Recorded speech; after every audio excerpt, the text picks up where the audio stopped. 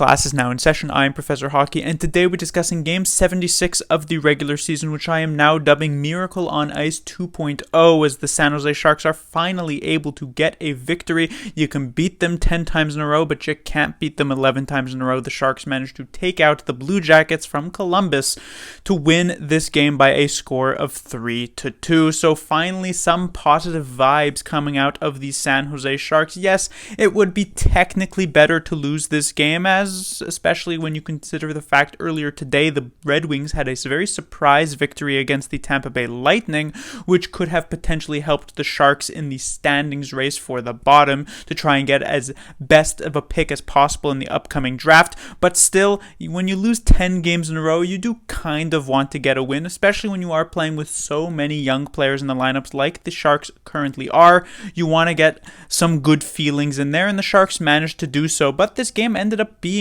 very close. It was not dominated, I would say, by either team. The Sharks seemed to have the advantage early on, especially when you consider the fact that they managed to score 3 goals in the first period. But it was the Blue Jackets who kind of brought it in at the later points of this game. But as we start off here in the first period, the Sharks would score relatively early on the power play from Scott Reedy, so he would manage to get his third goal, or his fourth goal of the season. It would then follow up with a Rudolfs Balcers goal. Once again, the primary assist going to Thomas Bordeleau for the second straight game. He has the primary assist on a Rudolfs Balcers goal. I couldn't say anything when it was just a single game, but now with a very, very large 2-game sample size, it's pretty clear that with 2 assists in 2 games, Bordeleau is going to be a point-per-game player for the rest of his career. But jokes aside, onto the third goal, it would actually be Scott Reedy again, his 5th of the season, his 2nd of the game. Some nice hand-eye coordination showed off by him, so it was the bottom 6 for once in the first time probably this entire season that really carried the entirety of the offense, at least on the scoreboard, for the San Jose Sharks this game, and so they led it 3-0 after 1 period. In the second period, the sort of even play between these two teams did continue, and neither team would actually manage to add another goal to the scoreboard. And so we'd head to the third period, a kind of issue, I guess you could say, at times for the San Jose Sharks over this 10-game losing streak. They had the 3-0 lead, though, so you think it's in a solid spot, but the Blue Jackets chip away at it very slowly. There's a power play goal from Roslovic to make it 3-1 Blue Jackets, then a decently lucky goal, certainly, from Roslovic again to make it 3-2, and then there were some extremely close calls in the last few minutes, but the Sharks managed to hold on and get the victory 3-2 and break out of the losing streak, like I said. On to the players to talk about. We have the first line of Meyer, Hertl, and Dahlin, which has been extremely up and down. A couple of games ago, they had a very, very strong performance. Dahlin looked like he had been reborn on this first line, but then just the previous one against the Minnesota Wild, it was potentially the Sharks' worst line of the entire game, at least relative to what you expect from them. But here tonight, it was once again yet another rebound. I thought this line actually looked quite solid here tonight. Obviously, they didn't actually manage to score a goal or get a point or anything of that nature, but you could just tell that they were rolling a lot better than they were in the previous game, which was definitely nice to see. Some decent plays executed between them. They had some very, very close calls as well, just never really managed to beat Merzlikins. When it comes to the second line, it was extremely stable. Couture, Bonino, and Nieto. You're not necessarily expecting a ton offensively from these 3 players just because it features Nieto and Bonino. But, they weren't bad. They weren't completely destroyed defensively. They actually played pretty well in that particular area. Their offensive game was nothing to write home about, was okay, I guess. In the grand scheme of things, do you want your second line to basically not really provide anything to the game besides maybe decent defense? Obviously not. This would be a big reason why the Sharks would not make the playoffs, will not end up making the playoffs this season. And if the Sharks actually expect to be competitive going into next season, a second line like this just cannot exist at any point. However, with the situation that the Sharks are currently in, with the players that they're currently dealing with in the lineup they're trying to move around with all these injuries, it's a second line that's doing its part. When it comes to the third line, obviously the most exciting line once again for the Sharks because it does feature the newest San Jose face, Thomas Bordeleau. I was once again very happy with the performance of this line. It didn't necessarily dominate the ice when it was on, but there were some very, very solid chances. In particular, I do want to point to obviously Bordeleau, who is the big one, who I will talk about a bit later, but I first want to actually talk about Noah Gregor, who I thought was extremely strong here tonight and potentially even the best player on this line, even though many people would like to point to Bordeleau because he is the fresh face. But Gregor was doing a lot on the ice on the offensive side of things. He continues to show off his speed. He had lost that at the midway point of this season, but he's really brought it back, and he seems to be rejuvenated because he's been put on this more offensive role type of line. Previously, he had been bouncing around a bit. Sometimes he'd make his way to the second line, but previously he had been bouncing around a bit in the bottom six, and it's no offense to any of these other players, but when you consistently being played on a line with, let's say, Nieto and Bonino, and then you get onto a fourth line with something like Gadjevich and Viel, the offense is not necessarily going to be there, and you're also not necessarily motivated to try and get some sort of offense either. But when you're put with more offensively minded players like Bordeleau and Balcers, it does help you get up a bit more in the morning and try and, lace up the skates and make something happen, and Gregor managed to do so a few times in this game. When it comes to Bordeleau, I already mentioned him obviously in the previous game, which was his NHL debut. Here tonight was his home debut for the San Jose Sharks. Another very solid game.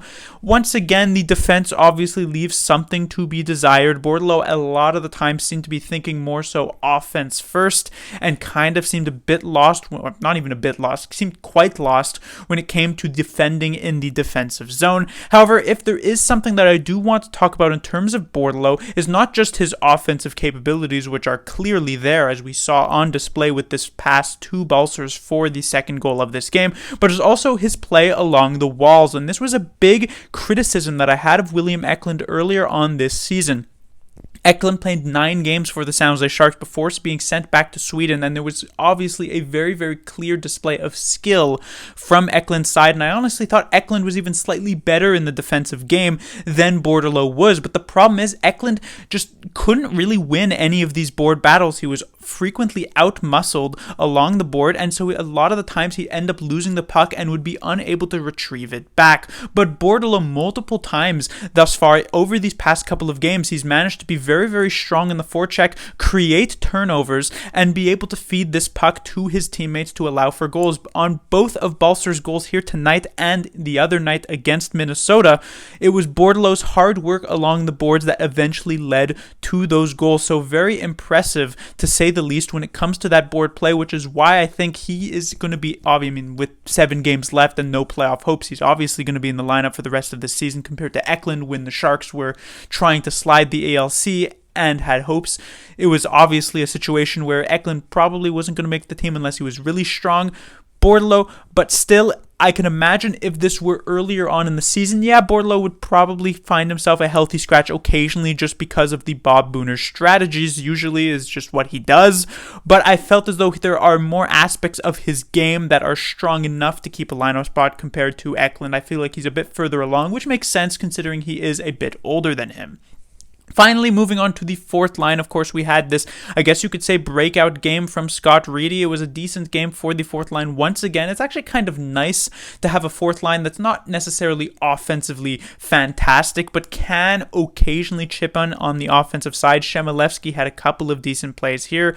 He had that nice shot that eventually led to the second Reedy goal. Reedy showing off some very strong hand-eye, which I can imagine probably wouldn't be shown off if that was Viel or Gadjevich in that particular position. So yes, the Sharks are not going to be as imposing physically when it comes to this fourth line, but I really still don't believe that that's a huge issue for the Sharks, especially when you consider 2 of their best players. You don't obviously want them to be participating in the rough stuff post-whistle, but still, the Sharks' 2 best players, or at least the 2 best forwards on the team, Meyer and Hertl, are both bigger guys who are willing to get in it, so I really don't think you necessarily need Viel to come in 5 minutes into a game and randomly get in the fight to start. So I feel as though this fourth line, it's not blowing me away. It's not fantastic. It's not something that I'm expecting to see every single time for the rest of the season and going into the next year. But I think it's beginning to get the right idea, though who's to say if Booner ends up sticking with something like that. At this point, I believe both VL and Gadjevich are injured, if I'm not mistaken, and I would not be surprised to see one of them come back into the lineup if they are to get healthy. When it comes to the defensive side of things, we had Ferraro and Burns sticking together. Even though Megna returned to the lineup here tonight, we did not see a reuniting of Megna and Burns, surprisingly, because I thought that pairing was so good even during the losing streak. We still got Burns and Ferraro, and Megna ended up joining Milosh on the second pairing. Burns and Ferraro, I thought maybe through 80% of this game actually had some pretty strong shifts, but there were about 3 or 4 shifts, maybe a bit more than that, 3, 4, 5 shifts in this game where they were just completely hemmed into the defensive zone, and it was just giveaway after giveaway after giveaway. It was very, very difficult to watch. There was this shift in particular in the last few minutes of the third period.